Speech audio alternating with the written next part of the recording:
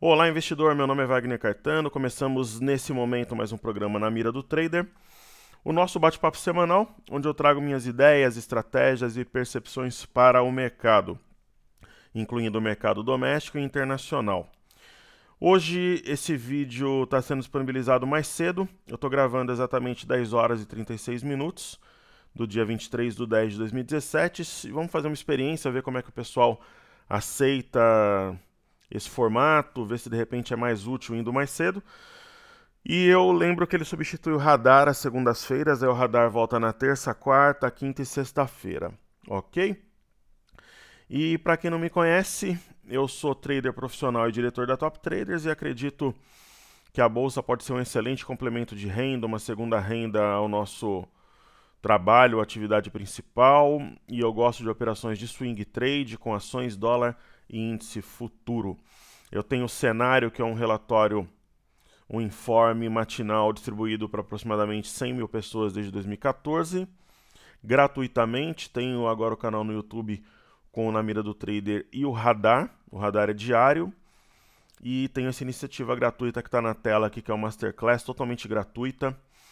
Nós tivemos um evento dia 19, a Bolsa na máxima histórica e agora. E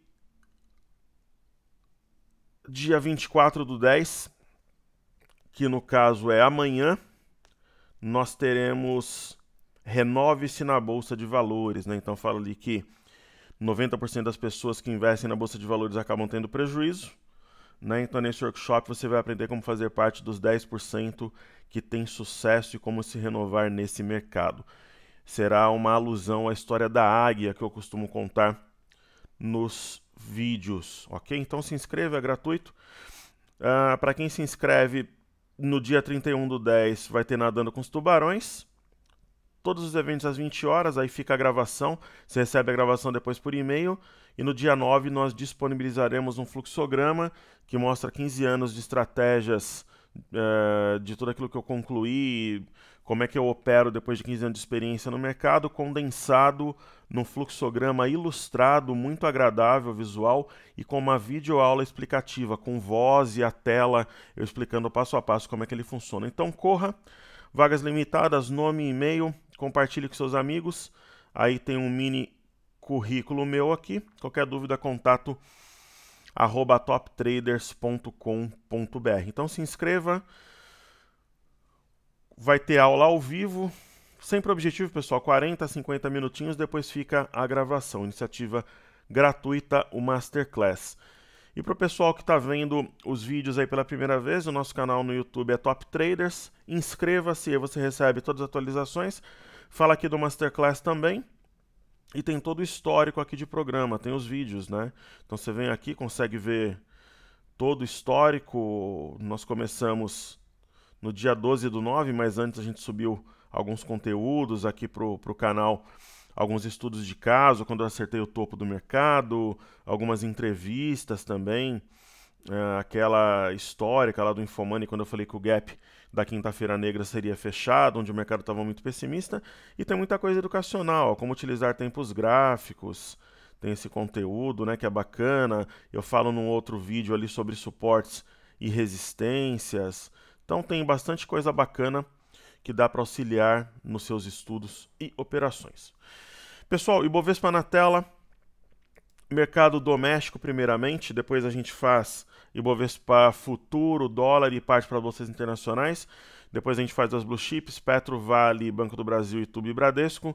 E todos os dias a gente faz 5 ações que o pessoal pede ali pelo YouTube, ok? Então, na semana passada eu comentava que nós tínhamos 3 linhas aqui que eram extremamente importantes. Primeiro, essa linha pontilhada em azul, que está guiando o mercado praticamente desde o fundo ali de junho, só que ela se encaixa melhor aqui em julho, né? Então, o mercado A respeitou no mês de julho 2 vezes, depois 2 vezes em agosto, na virada de agosto para setembro, depois também no mês de setembro, quando teve aquela correção mais forte, mais aguda. E o que eu estou insistindo desde o início de outubro? Que o mercado deixou uma sombra superior muito grande aqui, que dificilmente ela não teria um efeito negativo. Depois, quando o mercado veio no movimento natural na região do topo anterior, perto da média, eu comentei que eu não acreditava que o repique iria longe. O repique foi um repique moderado e foi marcado um topo mais baixo que o anterior. Então isso daqui quebra uma sequência de topos e fundos ascendentes. O mercado fez um movimento natural vindo nessa linha de médio prazo, a respeitando assim como a média de 21, só que já foi possível traçar uma outra LTA, unindo os fundos da virada de agosto para setembro, do final de setembro e do movimento do dia 19. Então, nós temos uma nova LTA, né? E isso é importante. Na sexta-feira, eu comentei que uma vez acima de 76.420, nós teríamos teste da LTB de novo e que eu acreditaria que ela derrubaria novamente o mercado. Foi materializado o cenário e hoje o mercado está negativo de forma moderada, mas suficiente para perder o topo anterior em 76.420 e essa LTA de médio prazo. Então, onde que o mercado deve testar, seja hoje ou amanhã? Um ponto extremamente importante formado pela média de 21 e pela linha de tendência de alta que eu tracei recentemente. Então, fiquem atentos. Se o mercado tocar essa linha e der um sinal de fundo, oportunidade de compra excepcional.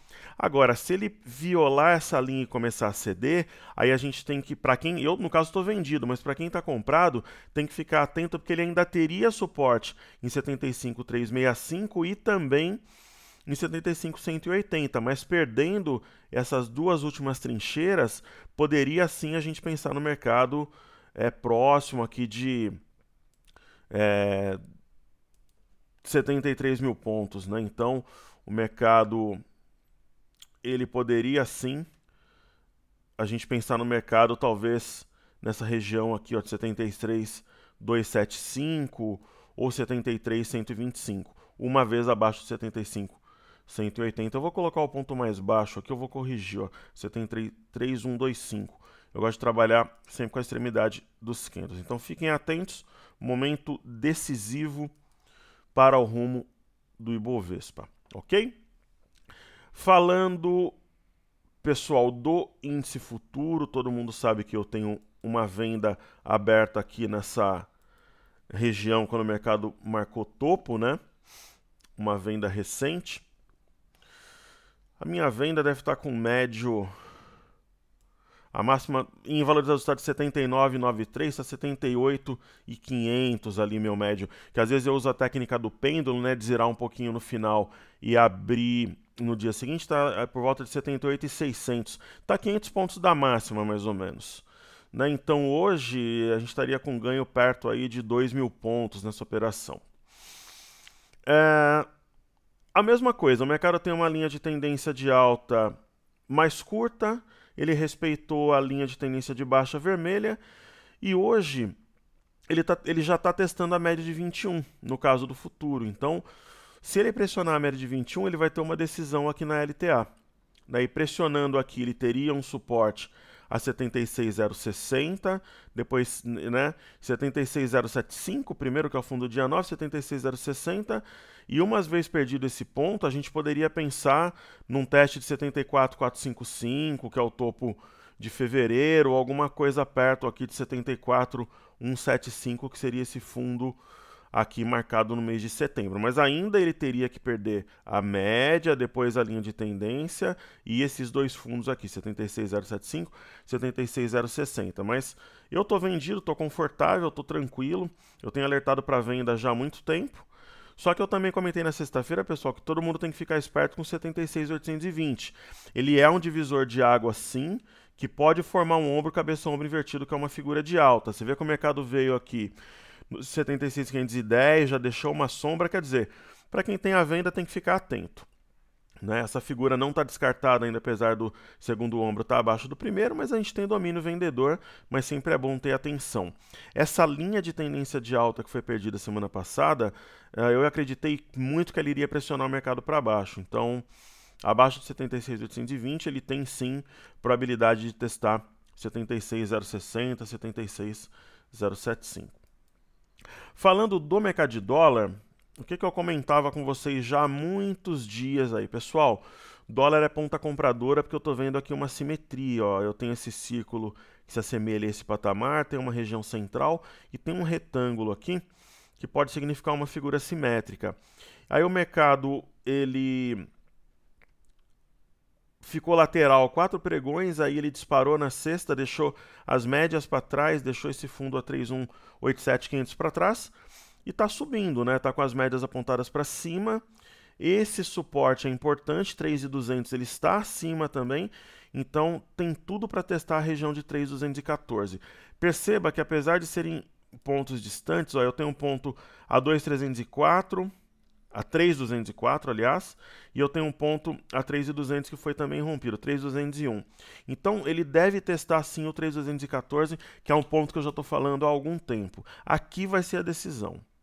Aqui que vai ter a briga de verdade entre compradores e vendedores. Então, para quem está comprado aí, fique atento. Vale a pena salientar também que nós tivemos um triângulo rompido formado por essas duas retas em azul. Ok? Então, sobre o mercado doméstico é isso, pessoal. Agora eu vou falar sobre as bolsas internacionais, né? Eu vou colocar o índice Nasdaq primeiramente aqui na tela. E enquanto isso, eu vou abrindo o gráfico do Dow Jones também. O Dow Jones eu uso no Profit Chart e eu gosto de usar Nasdaq aqui no Broadcast. Pessoal, Nasdaq é a bolsa de tecnologia norte-americana. Eu aproveito aí a brecha para dizer que a gente está preparando um estudo sobre criptomoedas, ok? Logo, logo a gente vai falar aí de Bitcoins, de Ethereum. Aguardem. Então, falando de Nasdaq, pessoal, a Nasdaq ela tem um padrão aqui parecido com uma cunha, mas que ela rompeu e a partir daí fez um movimento lateral, veio testar essa linha aqui superior e a média de 21 respeitou e hoje está em um pregão ali levemente, um pregão lateral que não muda muita coisa. É uma tendência de alta muito forte, mas eu acredito que se o mercado lá continuar, por exemplo, nessa alta arrastada, aqui no Brasil, principalmente a denúncia contra o Temer, o impacto chinês, que por sua vez impacta as commodities, vão ser drivers principais.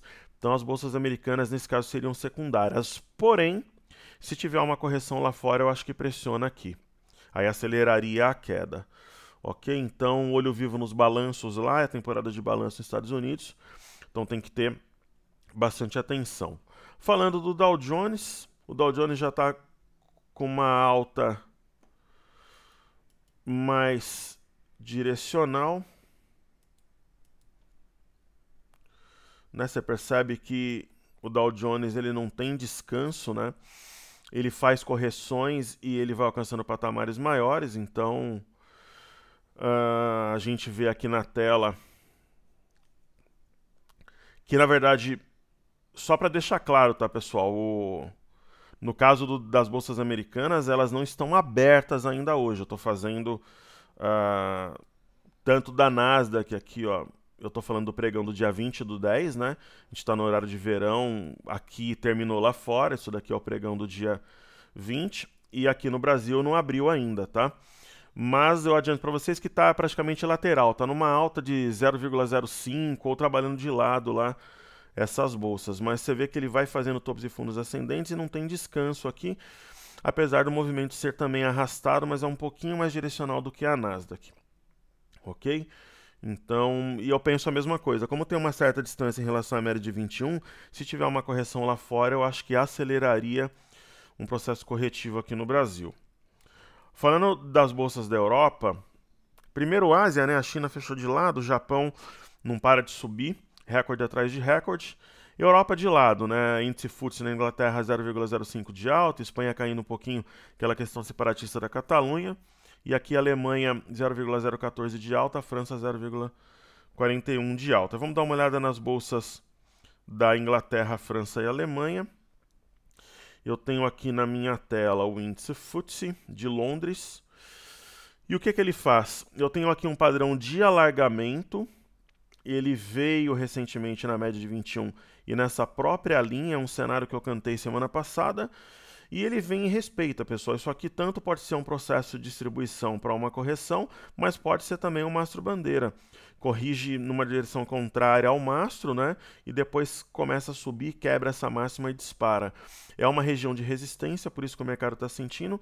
Então, uma clara tendência de alta. O mercado lá aparentemente não tem driver para cair. Mas eu tenho o mesmo pensamento dos Estados Unidos. Se tiver um cenário corretivo, por lá, mesmo uma correção, não é uma inflexão, o mercado aqui pode acelerar sim.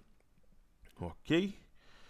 Aí falando um pouco do índice de Paris, as bolsas na Europa em tendência de alta clara, a mesma coisa, ó, tem uma região de resistência, o mercado aparentemente desenhou um mastro bandeira, está rompendo a máxima para subir. Aí você fala, poxa professor, você acha que o mercado nos Estados Unidos, na Europa, ele vai dar uma esticada? Eu acho difícil. Eu acho que o cenário mais saudável, mais provável, seria um cenário de correção. Só que, pessoal, o mercado está numa tendência de alta clara lá fora e ele não, e principalmente na Europa, não está longe da média de 21. Dá uma olhada aqui no índice CAC de Paris, você dá uma olhada no FTSE também, então não está longe da média. Então também não seria uma surpresa se fosse alimentando essa alta arrastada. A bolsa que eu mais observo lá fora, que é o índice DAX da Alemanha, existia uma máxima aqui que segurou o mercado durante muito tempo, a máxima de julho, do dia 3/7. O mercado trabalhou, na verdade trabalha em torno dessa máxima já há muito tempo, e ele não vai nem para baixo nem para cima. Ele vai um pouquinho para baixo, volta, vai um pouquinho para cima, volta. Então eu acho que o mercado também não está distante da média, mas é uma alta muito linear. Então eu acho que o cenário mais provável seria de correção, mas reiterando que não está longe da média, e se tiver uma alta, eu acredito que ela continue sendo arrastada, não acredito que tenha um driver para disparar, por exemplo, alguma coisa binária, e se tiver correção, aqui no Brasil pode sim acelerar um cenário de queda. Ok, pessoal, então é isso. O dólar aqui continua 3,202, vamos ver como é que está o Ibovespa. Subiu bem pouquinho desde a hora que a gente estava falando. No caso do índice também, ó, lembra que eu falei que o índice aqui tem que ficar atento, né? Tá deixando um candle aqui com sombra inferior, então o índice é maroto, digamos assim, e a gente tem que ficar sempre atento às movimentações. Aí falando das blue chips que a gente fala de praxe, né? Colocar a Petro 4 aí na tela. Petro 4, o petróleo tá praticamente lateral hoje, então a Petro 4, eu lembro que a gente tem uma região complexa aqui, né, que de forte resistência, então a Petro, ela tá de lado há algum tempo, né, apesar de ter uma tendência de alta clara, você tem uma região de topos aqui marcados no final do ano e no início de 2017, entre dezembro, janeiro e fevereiro, então como o petróleo não dispara e ele também não derrete, e a Petrobras está seguindo política internacional e não tem nenhum driver tão impactante, a não ser na quarta-feira, a segunda denúncia contra o presidente Temer, a Petrobras está ali de lado, ela não consegue ficar acima de 16,23 porque ela tem resistências próximas, mas também não tem motivo para cair. É o que eu falo para vocês, se eu tivesse o papel, eu venderia pelo menos uma boa parte e colocaria o lucro no bolso. Então essa é a minha opinião. Agora, se tiver um candle de massa forte, aí é venda na certa, que ela tende a testar os 15,87 de novo. Ok, pessoal? Falando de Vale 3, hoje o minério subiu de leve na China, pouco mais de 1%.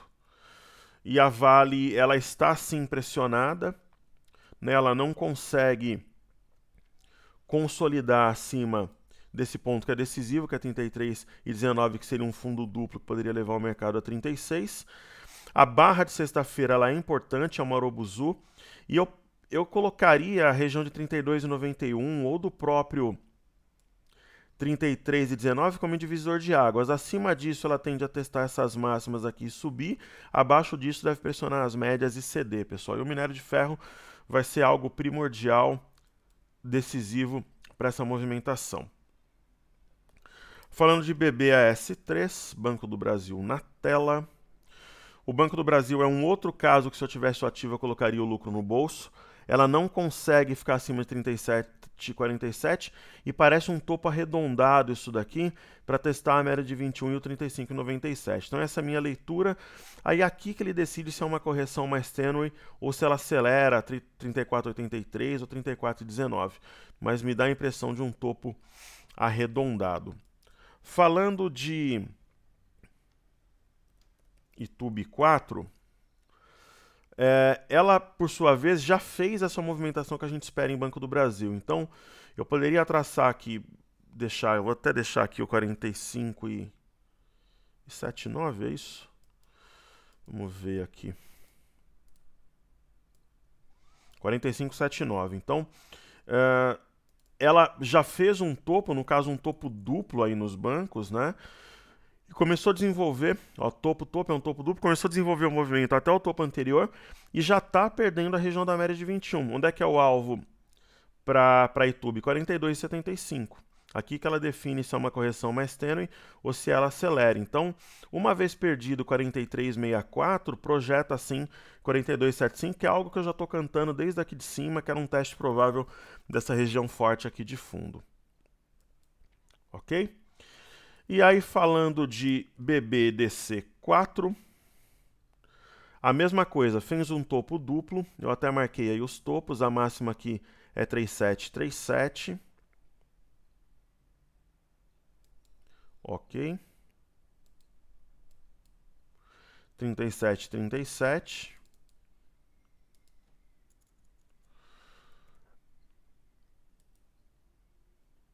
Certo? E ela veio no topo anterior, perdeu, veio na média, perdeu a média e mira aqui 34,35 para os próximos dias. Salvo alguma coisa muito esdrúxula, enquanto abaixo de 35,79, ela tende aqui a buscar 34,35. Ok, pessoal? Então, agora a gente parte para os pedidos. Eu combinei de fazer sempre 5 ações por dia para não ficar cansativo e ficar algo mais dinâmico. Então eu tenho uma lista aqui de 10, 12 papéis. Eu vou fazer 6 hoje, vai, para a gente ter uma dinâmica melhor aí, ok? Então eu vou falar um pouco de SAPR4, que é um ativo que muita gente pediu. Certo? SAPR4, pessoal, é aquele velho ativo. Uma coisa que eu vi em SAPR4 foi uma venda boa aqui, ó. Tava todo mundo falando em compra na época, dizendo que tinha ombro, cabeça, ombro, que é um padrão que eu ensino na imersão. Como é que você identifica, desenha e trabalha. Então, depois disso, movimento lateral. A volatilidade histórica é muito baixa, então não tem nada que chame a atenção, que me atraia no papel, pelo menos nesse momento. Tem sim bons fundamentos, está relativamente descontada, porém precisaria ter um candle de massa, alguma coisa que indicasse algo nesse ativo. O que eu poderia traçar para não ficar em cima do muro aqui, seria pegar, fazer isso aqui, ó, traçar uma reta, ou alguma coisa parecida com isso, assim.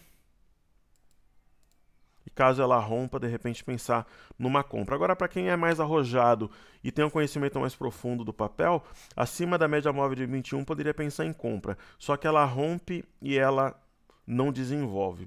Enfim, não é um ativo nesse momento que me chama muito a atenção. A gente poderia pensar talvez numa cunha no ativo.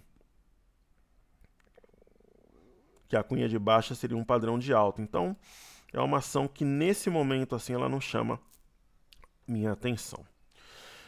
Ok? Então, esse é o meu estudo, minha opinião, PSA-PR4. Eu vou falar de 2 ativos do setor de energia. Na verdade, 3 que o pessoal pediu. O primeiro é CEMIG. Certo? CEMIG é uma ação que ela comumente, geralmente ela costuma estar no meu radar. No momento, movimento muito lateral também, eu perdi nesse momento um pouco do interesse por ela.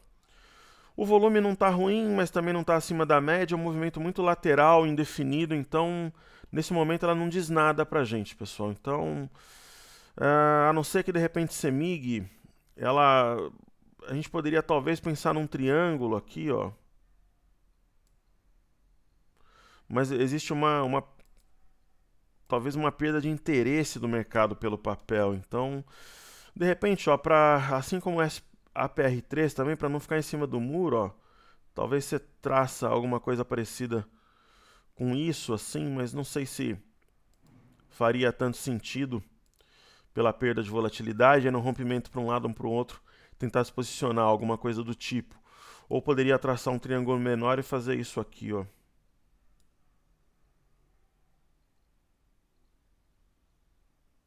É uma hipótese também. Ok? Certo? Aí seria mais alguma coisa parecida com um triângulo ascendente.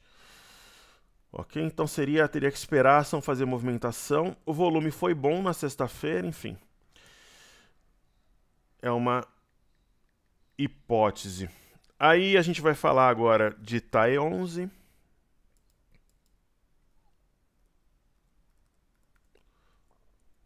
E amanhã, pessoal, vou fazer uma cobertura especial no radar, amanhã, dia 24/10, do setor de varejo e siderurgia. Então amanhã eu vou fazer um overview por varejo e siderurgia, tá? Vou falar dos ativos que compõem esse setor aí, como é que eu estou enxergando. Vai ser um assunto especial no radar de amanhã. Então a TAE 11, aqui na tela, eu vou colocar aqui volume. O volume não está ruim, típico do papel, só que ela tem uma configuração de baixa. Por quê, pessoal? A configuração de baixa você vê por topos e fundos ascendentes, né?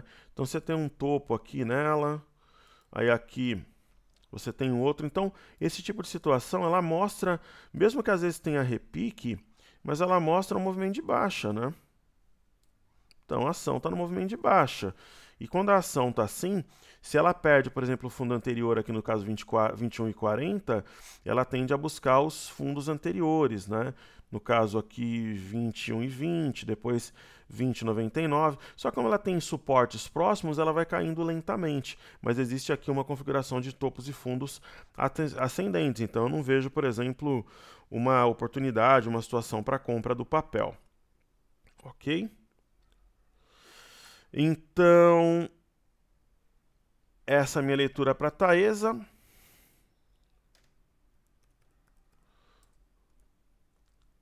A Copel aí na tela, atendendo pedidos também. Eu enxergo algo parecido, né, na Copel. Ela, primeiro que dá para a gente fazer esse estudo aqui.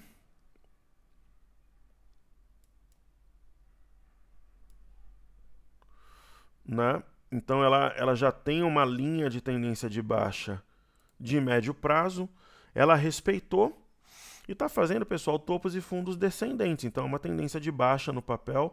Eu não vejo a ação como uma oportunidade de compra, salvo, de repente, se a gente entender uma configuração de um triângulo aqui. Tanto que ela tocou a base desse triângulo e respeitou.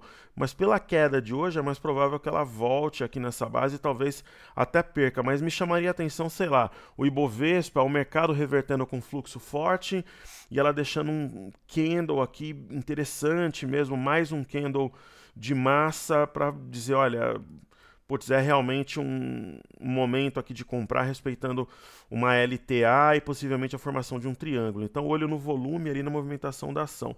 Tem um gráfico relativamente interessante, pensando de uma forma mais ampla aí, no caso da Copel. Ok? Aí lembrando, pessoal, amanhã eu vou falar do setor de siderurgia e de varejo, vou falar de uns 3 papéis de cada um, vou falar de CSN em Minas e Gerdau, e de varejo eu vou falar de BTOW, talvez ali Magazine Luiza e Marisa, talvez alguma coisa nesse sentido. Ok? E aí eu vou falar de mais um ativo aqui que é Sabesp, que o pessoal pediu também. SBSP3. Eu tinha alertado o pessoal sobre essa situação.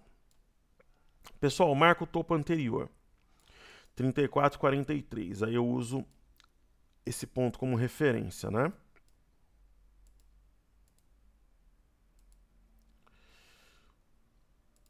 $34,43. Maravilha, bacana. Aí eu vejo a ação subindo. Ela sobe e deixa esse candle aqui com um spinning top. Então você já fica esperto. No dia seguinte, perdeu o topo anterior, ou você realiza lucro e fica de fora, ou você realiza lucro, ou se está de fora, trabalha short, vendido no papel. Então, qual que é o alvo dela? Esse topo aqui, esse fundo aqui, em R$ 30,05. Eu não sei se ela vai bater milimetricamente essa região, mas é o alvo. Tá bem pertinho, né? Então, era o alvo que eu cantei já algumas semanas atrás. Aí aqui pode sim fazer um fundo e repicar ou até inflexionar, mas se você entender isso aqui como um grande topo duplo, ela poderia ir além nesse processo de correção. Certo? E falando agora do último papel, que eu vou falar hoje, que é Profarma.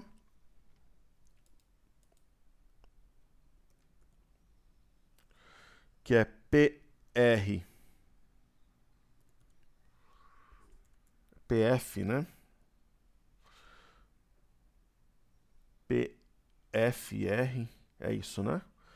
Maravilha. Então, Profarma é um papel que tem um volume muito baixo, pessoal. Não faz o meu tipo, digamos assim, mas fez um rompimento falso aqui de 753. Tem uma compra para quem fez aqui nessa região em andamento, mas um volume muito baixo. Tem o gap aberto ainda da quinta-feira negra, mas não é um papel, por exemplo, que me atrai pela baixa liquidez. Mas enquanto acima da média de 21, ela tem uma presença compradora mais forte que a vendedora.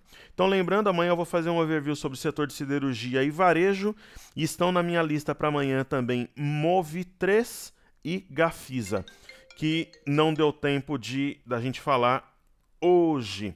E o pessoal gosta de me ligar durante os programas, eu deixo no silencioso. Não toca o dia inteiro, no horário do programa o pessoal liga, já virou tradição. Pessoal, falando novamente aqui no final, se inscreva para o Masterclass. Amanhã tem evento ao vivo dia 24/10, dia 31 também tem. Aí você tem acesso à gravação do dia 19/10 para o pessoal que se inscrever, que é o replay. Só colocar nome e e-mail, não tem nada burocrático aqui. Nome e e-mail, quero me inscrever, compartilha com seus amigos se puder. Aí dia 9/11 ganho um fluxograma com as minhas estratégias ilustradas com gravação de uma videoaula ali com voz e a tela com excelente qualidade, bem agradável. Se inscreva também no nosso canal do YouTube e eu espero, aí tem um histórico ali de vídeos, a gente começou oficialmente com o radar dia 12/9, tem pouco mais de um mês, e tem vídeos aí com mais de 2.000 visualizações, é um crescimento muito legal, agradeço a vocês e espero que tenham uma boa semana. E dá para se inscrever no Masterclass aqui também no canal do YouTube, compartilhe o radar e o Na Mira do Trader, o cenário com seus contatos, para que mais pessoas tenham acesso a uma informação imparcial, independente, e que isso possa fazer diferença nos seus estudos e operações. Pessoal, sucesso a todos, uma excelente semana e espero que vocês gostem desse horário novo do Na Mira do Trader. Vamos testar, se der certo a gente continua. Meu forte abraço, saúde e paz e até a próxima. Valeu!